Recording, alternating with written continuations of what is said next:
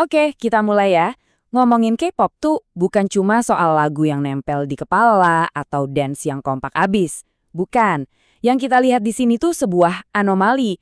Mesin ekonomi yang didesain dengan presisi gila-gilaan, dan ini pelajarannya bisa dipakai buat bisnis apa aja. Serius, jadi lupain dulu soal musiknya. Kita mau bongkar strateginya. Biar kebayang segede apa ini, lihat angka ini deh. 51 juta.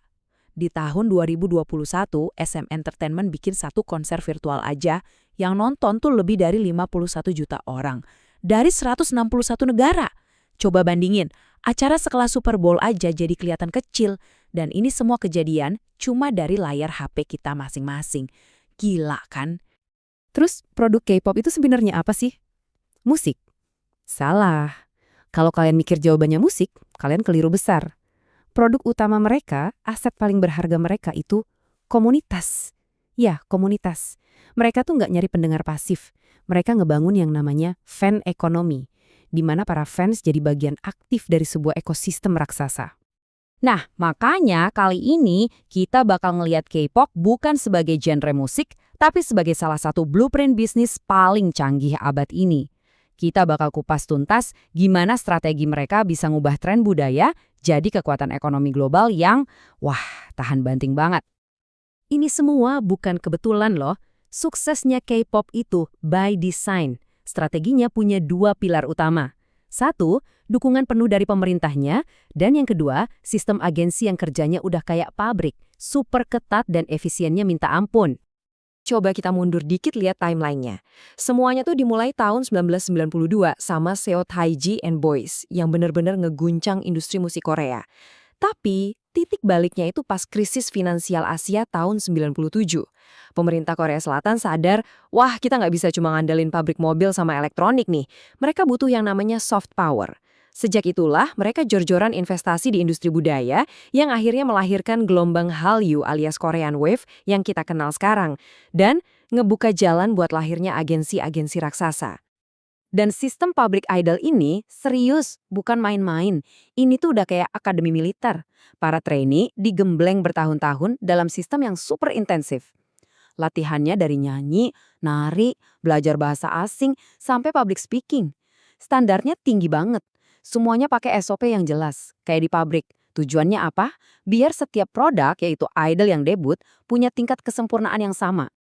Nah, sekarang kita masuk ke bagian paling jenius dari bisnis K-pop. Gimana caranya mereka secara sistematis ngubah fans yang loyal banget jadi mesin duit utama.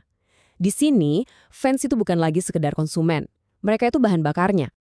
Prosesnya itu dirancang buat narik fans makin dalam lagi dan lagi. Jadi nggak berhenti cuma didengerin lagu di Spotify. Enggak. Fans itu didorong buat beli album fisik biar dapat photocard, beli merchandise, bayar tiket konser yang mahal, sampai langganan konten eksklusif.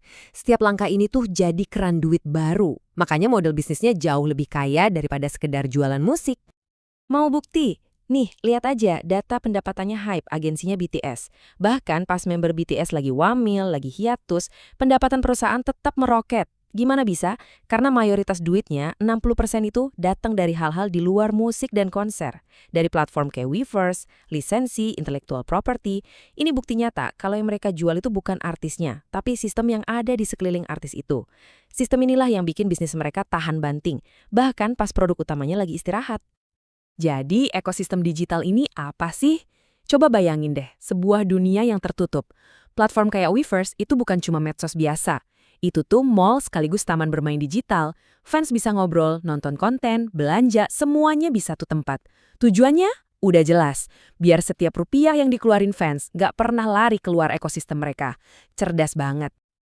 Biar makin kebayang seberapa revolusioner model ini, coba deh kita bandingin sama salah satu ekosistem paling terkenal di dunia, Apple. Dan perbedaannya bakal bikin kalian kaget. Ini dia beda utamanya. Ekosistem K-pop itu dibangun di atas, ya bisa dibilang cinta. Keterikatan emosional, fans itu ngerasa jadi bagian dari cerita. Nah, sebaliknya, Apple di era sekarang ini sering dituduh ngebangun penjara. Dinding tinggi yang ngejebak penggunanya pakai ketergantungan produk, bukan lagi pakai inovasi yang bikin kita jatuh cinta terus-terusan. Oke, setelah kita bongkar semua ini, Terus apa pelajaran utamanya buat kita? Apa yang bisa diterapin sama bisnis manapun biar bisa lebih kuat di era sekarang? Jadi, ini dia blueprint bisnis K-pop yang bisa kita contek. Resepnya simple tapi kuat banget. Jangan cuma jual produk, tapi jual pengalaman. Jangan cuma nyari pelanggan, tapi bangun komunitas. Bangun ekosistem tertutup buat nangkap semua value-nya. Dan yang paling penting, prioritaskan koneksi emosional. Karena di dunia digital yang super berisik ini, loyalitas tulus dari komunitas itulah aset paling mahal yang bisa bikin bisnis kita tahan banting. Sebagai penutup, gue punya satu pertanyaan buat kalian. Coba deh lihat bisnis atau proyek yang lagi kalian kerjain sekarang, terutama di Indonesia. Pertanyaannya, kalian itu cuma sibuk jualan produk atau kalian lagi ngebangun sebuah dunia buat pelanggan kalian? Jawaban dari pertanyaan itu bisa jadi penentu segalanya.